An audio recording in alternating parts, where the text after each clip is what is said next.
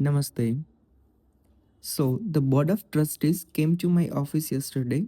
They would seen a ghost.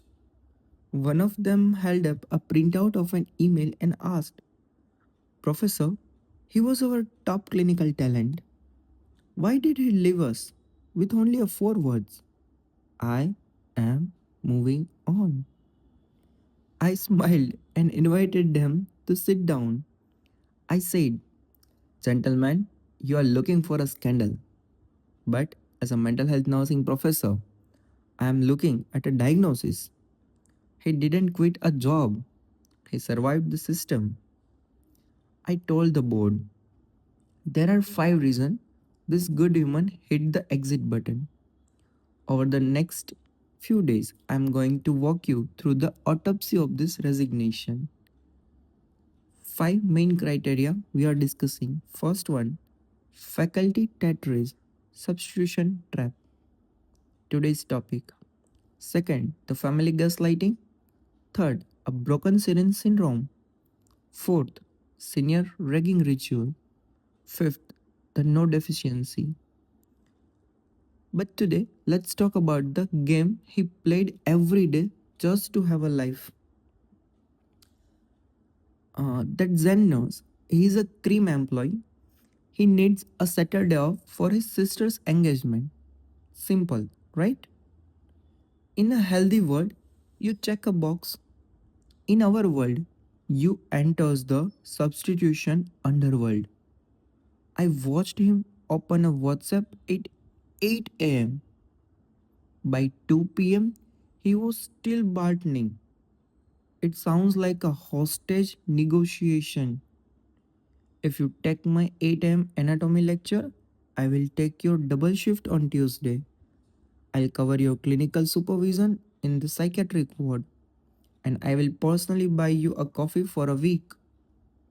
He was not arranging a shift, he was trading his soul for a Saturday. By the time he got a leave, he was not happy. He was emotionally bankrupt. This is a decision fatigue. He spent more energy asking for the leave than he would have spent actually working the shift. Here is the more depth. Board members in psychology, we call this reciprocal altruism.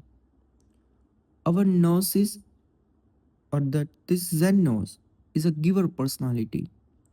The system knows this, so the system make him feel that he takes a day off is hurting the team. He carries the weight of the whole department on his shoulder. He feels a massive debt every time he asks for a break, while the administration sees a scheduling issue. He is experiencing a moral overload. He realized that the only way to stop feeling guilty for the being a human was to stop being your employee. Even though I told the trustees that you can't ask a nurse to provide a five-star empathy to a patient when they have to beg for a one-star respect for their own academy. And to my viewer, I'm telling you that have you ever felt like you were buying your own freedom with the extra shift and favors? That's not a job, that's a debt cycle. My colleague realized that the Tetris blocks were never going to stop falling. So he just walked away from the screen. Next time, we talk about the family trap. It is the funniest one, most dangerous lie in a healthcare. See you in the next time. Thank you.